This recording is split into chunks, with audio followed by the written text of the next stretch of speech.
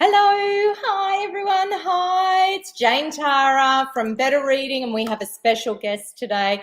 Many of you will recognise her, Trisha Stringer. Hello, everybody. Okay, so Trisha has actually done this before solo, but she's joining me today. She was meant to be joining Cheryl, who is unwell, so I'm the lucky punter here today. And you're going to talk about your new book with us as well, aren't you? I am. Yeah. Yes. So, look, let's hold it up now, and we can hold it up again at the end while we're waiting for people to come on. But I know many of you, Birds of a Feather is a Better Reading favourite, as is The Family Inheritance. And in October, we have Keeping Up Appearances. Yeah. Indeed. Yeah, and we've just been talking about the cover. Tell us about that, actually. So that cover is actually a real haul in Newstead in Victoria. Yeah. Which I didn't know until I put up the post about it, revealing the cover, and people started contacting me and say, "Is that the Newstead Hall?" Yeah. So I discovered, yes, it is. And I just overheard a conversation that you might even have something coming up there. You never know. You might get a photo out the front or something like that. Yeah, that'd be great. So tell me about the book. So the book is set in a small town called Badara in a rural area where a young mum has gone to hide, really, to get away from things she doesn't want to face. And so she joins the highlight of the week for this small community is a local fitness club. And a group of women gather there. But there's also a couple of matriarchs of the community. And Bryony, who's doing her very best to keep her family secret and some of their secret.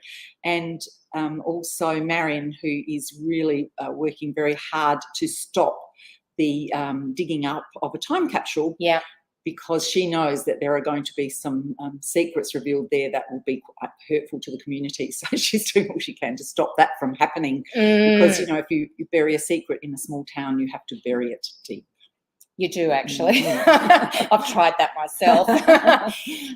You know what you do really, really well? You do two things really well. One is, community, building a community in your books. So the reader actually feels like they're a part of that community, and you kind of miss it when you leave. You have a real sense of it. I've Googled a few of them, like, real estate in. Oh, I don't think that exists. No. So yeah. The other thing is women. You do women's stories really, really well. These like compelling, multi-layered characters that if I don't relate to, there's always someone I relate to in your novels that's kind of me, but it's also, my friend or my cousin or so I can't wait for this. We'll show you again at the end, everyone, but Keeping Up Appearances, it comes out in October. And of course, all of you have read Trisha's other books, The Model Wife and Table for Eight, and if you haven't, get out there and get them now, and The Family Inheritance and Birds of a Feather. So when you're not writing, what are you reading? I read all sorts of things, and at the moment I am just starting, but I'm quite a fair way into Victoria Perman's The Nurse's War, which I'm really enjoying. A great historical and lots of layers to this one about the fantastic history that she Victoria does that really well. Yeah. So she's really often on here, actually, so we'll keep an eye out for her. So I'm going to give a shout out to a few. I'm going to this little book here, Memories and Elephants: The Art of Casual Racism. It's a really like an hour, this read. It is so beautifully written and so lyrical. It's uncomfortable reading. It's about a woman, Megan Catrick Harris. So she's white. Her husband is Aboriginal. So they've got mixed race kids. And the first part of the book is very much just essays of just casual kind of conversations that have come up, or these experiences they've had as a family. This, Art of Casual Racism. And it makes for very uncomfortable reading because it is actually each essay is set sometimes decades apart. So it shows that not much has actually changed. But it is important. And I actually think this would be a really great one for the curriculum. So if there's anyone in education out there, Catherine Mahoney, this is fantastic memoir. So Catherine was married to Andrew Johns, who's NRL superstar. So when her marriage fell apart, it was front page news. And this is her story, her version of events and her life and everything. It is not a hatchet job on the X. It is a really inspiring book about when your marriage goes belly up and suddenly you're in a completely different life that you didn't expect. She is so funny that I want to have wine with her. So, Kath, if you're listening, wine. Me, you. Okay. What else have you got on your pile there? I've got one that I see you've got as well. Can we share that one? Yeah. Because I've just finished this one, The Secret World of Connie Starr by Robbie Neal. And it's very different. It's historical, starts in World War II and goes into the 1950s, and just a really different storytelling of that era, and so Australian. You know, you'll just recognise so many things. Really in is. it. Yeah. I think it's doing really well with our readers at the moment. It's kind of got a sort of a magical feel. It to does it, a little bit. Yeah. It's just and I mean it covers everything from highs and lows, you know, to some really sad moments, but some really strong. It's some lovely writing. A whole cast of great characters. Definitely. Yeah. And of course, last night, if you missed our event, it's still on our Facebook page. Adele Parks, who's a bit of a superstar, we all know her. 22 books in 22 years. Wow. That's, you know, it's prolific. So you're up to, what are you writing at the moment? I'm writing next year's book, which is... Do you know a number? 16. Wow. Book 16. Wow. And you're doing one a year? Yes, at the moment. Yeah. Yes. So how do you set your year up for that? Because you go out on the road to promote these I as do. well. Yeah. I do, and I love to do that. But mostly I'm writing, pretty much all year up until then. So you're either doing edits or writing the new book or whatever. Or research, which you're doing some in which Sydney is one at of the the moment. reasons I'm here too in Sydney. So yes, researching for next year's book around Paddington, which is set, it's not historical, set in the contemporary times, but just wanting to get a feel for the character who is, people will, if they've read some of my books, will know Ketty from Table for Eight, who is has Ketty Clift Couture in Paddington. Fantastic. And so I'm taking her on a journey again. And so I'm just wanting to know a little bit more about Paddington before we get too far in. And so do you have just the next book brewing in your mind, or do you have a few down the track? We were just talking about this before we came. I have so many ideas. And so it's kind of like at the start of every year I flick through, or new ones have come along, and I just think, which one is speaking to me the loudest? That's right. Yeah. And some just get left by the wayside. They don't happen, and others, new ones come along. So there's always one at the forefront of it. Yeah. Yes. Oh, exciting. All right. So podcast out now for Annabelle Abbs. And of course, a lot of you loved this book. It's a historical novel on the story of Eliza Acton, who was one of the world's most successful cookbook writers. And I know this is doing well, but Cheryl recorded a podcast with her. And the other podcast that is out this week is Carrie Cox. And this was a great read, so many beats of the heart, about a woman in her 40s who got divorced, and I think she was a psychologist and who did couples therapy, but she couldn't actually, it's like, the advice that you give other people, So, and Nora Roberts, another prolific writer who she writes under J.D. Robb as well. This one is a little, she sticks to a formula. Do you read Nora? I do. Yeah. Haven't read one for a while. She's really, she has that whole like, the way she plots and the way she, she has the formula that she sticks to, and yet she comes up with, fresh Different every time. every Yeah. time. This one is a little different, actually.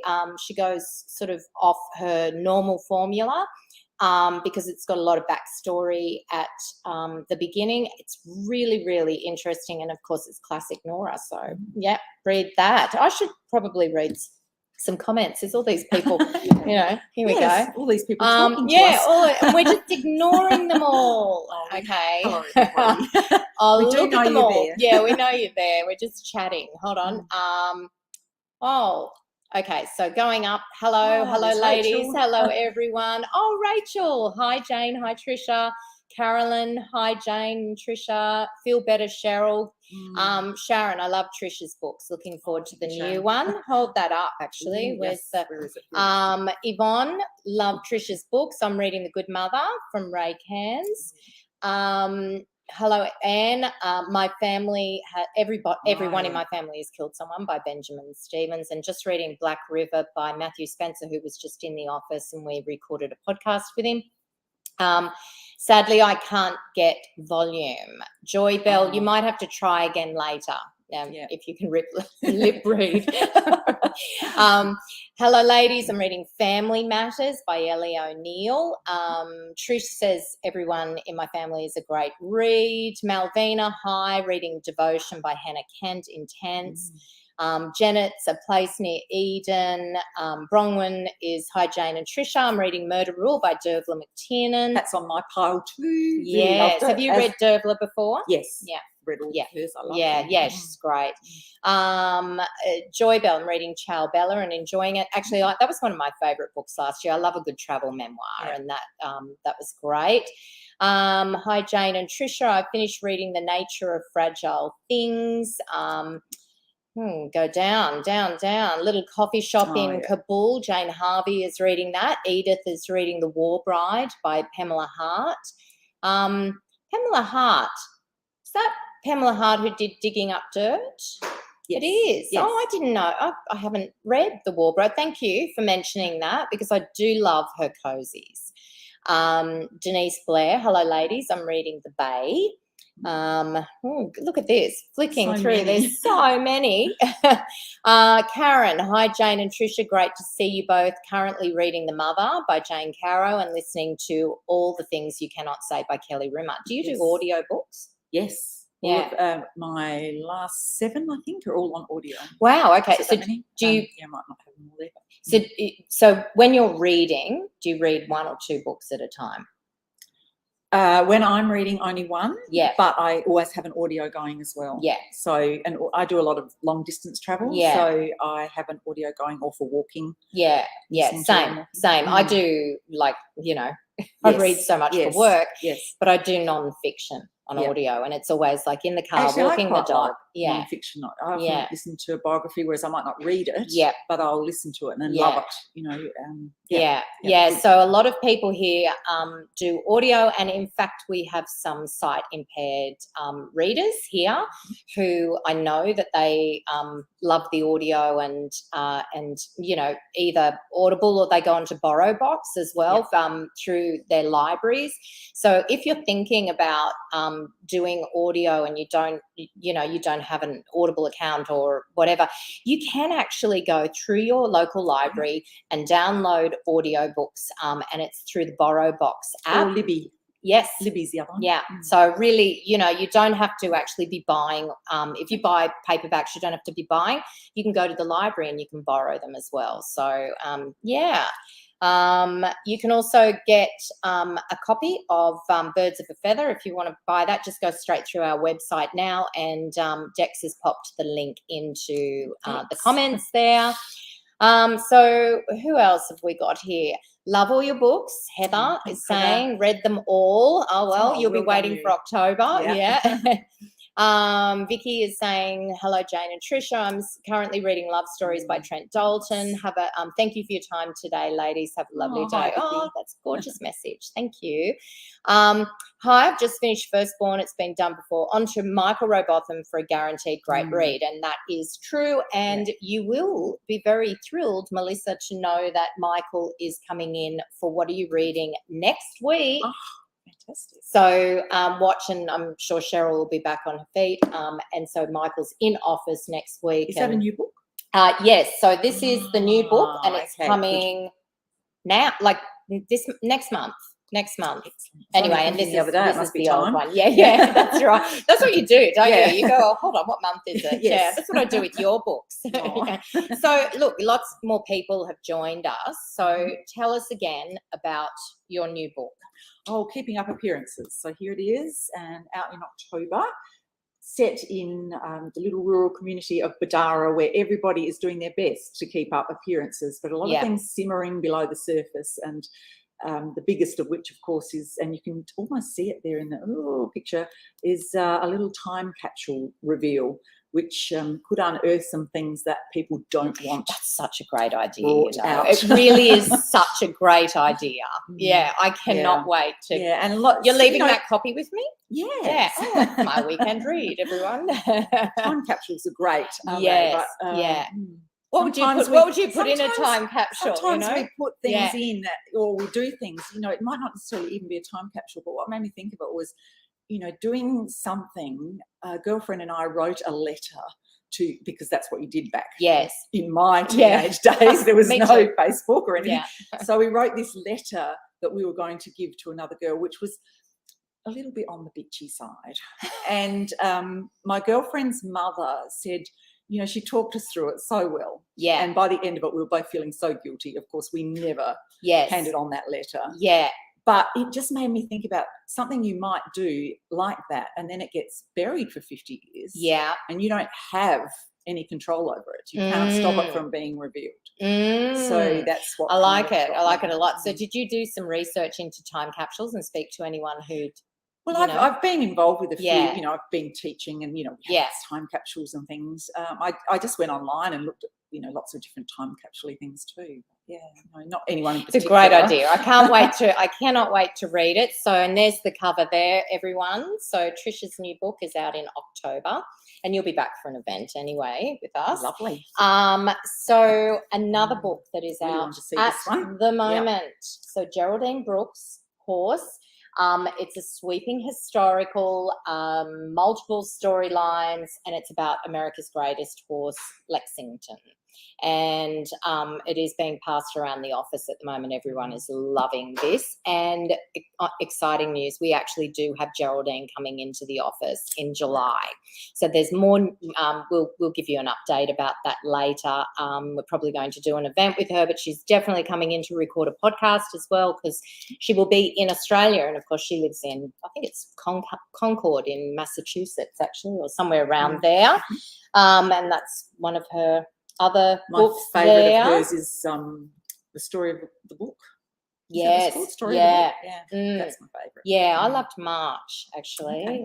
I did like that. And I think because that was set in Concord, wasn't it? And maybe that's why I'm thinking she lives there. Okay. So, but and so what else have you got there that you read? We talked about that one, I think. I have been reading The Fossil Hunter by Taya Cooper, which, she always unearths some great piece of history that she delves into.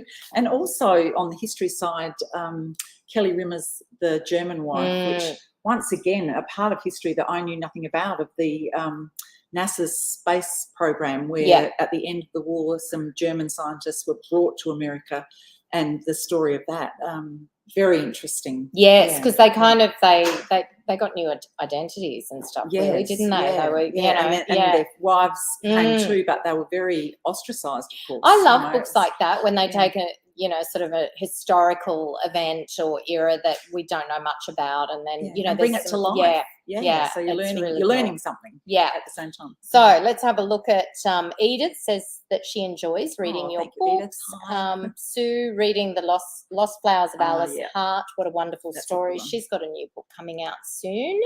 Tricia, your books are amazing. Loved Birds of thank Feather. you, Christine. Very good. Hi ladies, reading The Invitation by Belinda Alexandra, who she has one coming out towards the end of the year as well. Love your books, Tricia. Looking forward to reading your new book. Oh look, there's so many. Hi Jane and Tricia, how are you both? Very good. Going to start reading Family Matters by Ellie O'Neill. Reading Horse by Geraldine Brooks. That's Kelly. Jane and Tricia, what a treat for you to join us. It absolutely It's fun, isn't it? absolutely is. And I think what we'll do is we'll end it on that one, holding up your cover, which is a delight.